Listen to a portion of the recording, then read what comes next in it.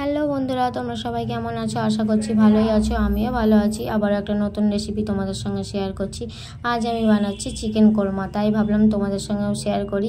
আমি নিজের মতো করে একটু নতুন করে চেষ্টা করলাম মাংস নতুন স্বাদে রান্না করার জন্য, কারণ একঘেয়েমি কষা আর ঝোল ভালো লাগছে না, সেই কারণে একটু অন্যরকমভাবে রান্না করলাম। তো আমি রান্নাটা কিভাবে করি তোমরা দেখো। আমার আদা রসুন বাটা হয়ে গেছে, মাংসটা ম্যারিনেট করাও হয়ে গেছে। এবার এটাকে ঢাকা দিয়ে আধ ঘন্টা রেখে দেবো। এটা দেখানো হয়নি, কেন দেখানো হয়নি পরে বলছি তোমাদের। চলো এবার আমি পেঁয়াজটা কেটে নিই। পেঁয়াজটা ফার্স্টে দু আধখানা করে কেটে নিয়েছি, তারপর ও ছালটাল ছাড়িয়ে জলের মধ্যে দিয়ে দিয়েছি। জলের মধ্যে দেওয়ার পরে ওটাকে ধুয়ে নিয়ে আমি এবার টুকরো টুকরো করে কেটে নিচ্ছি।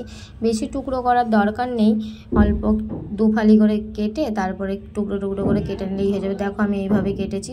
তো পেঁয়াজটা আমি দেখে একটু বেশিই নিয়েছি, দেখিয়ে দিচ্ছি তোমাদের কতটা পরিমাণে নিয়েছি। দেখো এতটা পরিমাণে আমি নিয়েছি। আমার মাংসটা ছিল 700 গ্রাম, সেই কারণে আমি এতটা পেঁয়াজ নিয়েছি।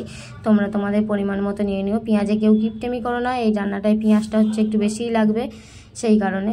তো পেঁয়াজের পিন্ডিটা একটু চটকাই, তো আমি পেঁয়াজটা বেরেস্তা করব, সেই কারণে প্রত্যেকটা লেয়ারগুলো আমি খুলে নিচ্ছি এইভাবে, যাতে প্রত্যেকটা লেয়ার ভালোভাবে ভাজা হয়। তোমরাও একটু খুলে নেবে, তাহলে পেঁয়াজটা ভালোভাবে ভাজা হবে। আর কাটার সময় একটা জিনিস মাথায় রাখবে, যে একটু সময় নিয়েই পেঁয়াজটা কাটবে, সরু মোটা কাটবে না। সরু মোটা কাটলে কী হবে, মোটাটা ভাজা হবে না, আর সরুটা ভাজা হবে। এইভাবে পেঁয়াজের বেরেস্তাটা ভালো হবে না, তাই একটু সময় নিয়েই কেটে নিও। তো মূল পর্বে চলে এলাম। গ্যাসটা আমি জ্বালিয়ে নিলাম।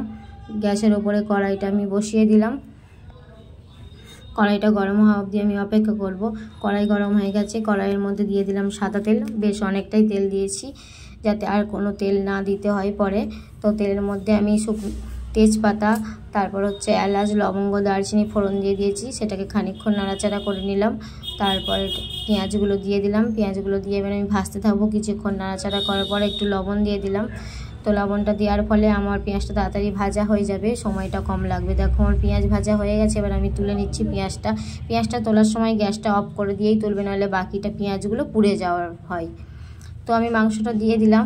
তো বাটিতে যা আছে সব চেঁচে পুচে দিয়ে দিচ্ছি, কারণ কোনো কিছু নষ্ট করা যাবে না, সেই কারণে। এবার আমি মাংসটা ভালো করে কষিয়ে নেব। তো মাংসটা কষানোর সময় এই পর্যায়ে তোমরা কেউ গ্যাসের ফ্লেমটা লো করবে না, হাইতেই রাখবে। হাইতে রেখে তোমরা কষাবে মাংসটা, যতক্ষণ না মাংস থেকে তেল না ছাড়ছে, মশলাটা ভালো করে কষানো না হচ্ছে, ততক্ষণ তোমরা গ্যাসের ফ্লেমটা কেউ লো করবে না, হাইতেই রাখবে। কারণ তাহলে মাংস থেকে জল বেরোবে আর মশলাটা ভালো কষা হবে না, তো মশলা থেকে কাঁচা গন্ধ ছাড়বে, তাহলে তোমাদের মাংসটা ভালো টেস্ট হবে না। তো এই ছোটো ছোটো টিপসগুলো তোমরা একটু ফলো করে রান্নাটা করবে, দেখবে মাংসটা খুবই সুন্দর হবে খেতে। দেখো আমার মাংসটা কষানো হয়ে গেছে, মাংস থেকে তেলও ছেড়ে দিয়েছে। দেখতেই পাচ্ছ তোমরা কিভাবে কেমন জিনিসটা দেখাচ্ছে। এমন পর্যায়ে চলে আসলে আমি নাড়ছি। দেখো আমার কড়াতে লেগে যাচ্ছে না, পুরো মনে হচ্ছে আমি তেল দিয়ে মাংসটা ভাজছি। এমন পর্যায়ে চলে আসলে এবার এর মধ্যে আমি অ্যাড করে দেবো নুন, আর দেবো লঙ্কা গুঁড়ো, হলুদ গুঁড়ো, জিরে গুঁড়ো, ধনে গুঁড়ো। ব্যাস, আর কিছুই দেবো না।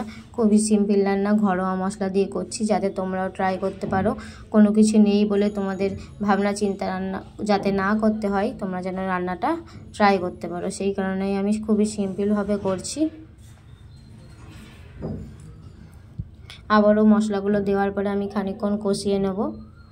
তো আমি মাংসটা ম্যারিনেট করার সময় দিয়েছিলাম টক দই, গোলমরিচের গুঁড়ো, 1 চামচ হচ্ছে গরম মশলা, আদা রসুন বাটা, আর অল্প একটু নুন। বাস, আর কিছু দিইনি।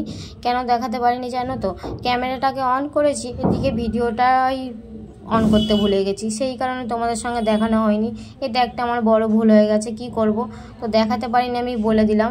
তো আমি যে পেঁয়াজটা বেরেস্তা করে ভেজে রেখেছিলাম, ওই পেঁয়াজটা মিক্সি জারে নিয়ে নিয়েছি, আর নিয়েছি কিছুটা কাজু বাদাম, ওই 5-6টা মতো, বেশি নিইনি। তো ওটা মিক্সিতে পেস্ট করে নিয়েছি। এবার একটু দিয়ে দিলাম টমেটো, আর তার ওই পেস্টটাও আমি দিয়ে দিলাম। এবার নাড়াচাড়া করে আবারও কষিয়ে নেবো তেল ছাড়া অবধি। আবারও 10-15 মিনিট কষানোর পর দেখো এমন পর্যায়ে এসছে। এমন পর্যায়ে আসার পর আমি একটু চিনি অ্যাড করে দিলাম, যাতে স্বাদটা ব্যালেন্স হয়। তোমরা চাইলে দিতেও পারো, নাও দিতে পারো, কারণ অনেকে তো রান্নায় চিনি খায় না। তো আমি অল্প একটুই দিলাম, যাতে স্বাদটা ভালো হয়। তো যারা খাও না তারা স্কিপ করে যাবে এটা। তো আমি কিছুটা কাঁচা লঙ্কা দিলাম, আর জল দিয়ে দিচ্ছি। জলটা আমার আর জলটা তোমরা একটু গরম জলই দেবে, কেউ ঠান্ডা জল দেবে না, গরম জল দিলেই এটা ভালো হয়। একটু নাড়াচাড়া করে দেখলাম আমার জলটা আর একটু লাগবে। তো প্রথমে কেউ বেশি জল দিয়ে দেবে না, তাহলে বুঝতে পারবে না। যে যতটা গ্রেভি রাখবে সেমন বুঝে জলটা দেবে। তো আমার জলটা কম মনে হচ্ছিলো, তাই জন্য আমি আর একটু জল দিয়ে দিলাম। আবারও নাড়াচাড়া করে আমি ঢাকা দিয়ে দেবো। এবার গ্যাসটা আমি সিমে দিয়ে ঢাকা দিয়ে দিয়েছি। দেখো আমার রান্নাটা অলরেডি হয়ে গেছে, মাংসও সিদ্ধ হয়ে গেছে। এই গ্রেভিটা আমি এতটুকুই রাখবো সেই কারণে, আর আমি এটাকে রান্না করব না। এবার আমি গ্যাসটাকে অফ করে দেব। এই রান্নাটা খুবই খেতে ভালো হয়, তোমরা অবশ্যই একবার ট্রাই করে দেখতে পারো। তো যদি ট্রাই করো বাড়িতে, তো সবাই তোমার প্রশংসাই করবে, কেউ খারাপ বলতে পারবে না। তাই তোমরা অবশ্যই একবার ট্রাই করো। দেখতে পেলে আমি খুবই কম মশলায় রান্নাটা করলাম, খুবই সিম্পলভাবে তোমাদের দেখানোর চেষ্টা করলাম। এবার নামানোর আগে আমি 1 চামচ ঘি দিয়ে দিলাম, আর কিছুই দেব না। গরম মশলা আমি দেব না, গরম মশলা আমি ম্যারিনেটের সময় দিয়েছি এবং ফোড়নেও আমি গরম মশলা দিয়েছি, সেই কারণে আর গরম মশলা এখানে আর দিতে লাগবে না। দেখো মাংসটা আমার নামানো হয়ে গেছে, কত সুন্দর হয়েছে দেখো। তো আমার ছেলেকে দিয়ে দিয়েছি, আমার ছেলে খাচ্ছে, খেয়ে বলছে মা খুব ভালো হয়েছে। তো সত্যি রান্নাটা খেতে খুব ভালো হয়। তো তোমরা ট্রাই করতেই পারো। যদি আমার ভিডিওটা ভালো লাগে লাইক কমেন্ট শেয়ার করে সাবস্ক্রাইবটা করে দিও। তোমরা পাশে থাকলে, তোমরা লাইক কমেন্ট করলে তাহলে পরবর্তীতে ভিডিও দিতে আমার ভালো লাগবে। তো গরম ছিল তো তাই সেইভাবে খেতে পাচ্ছিল না।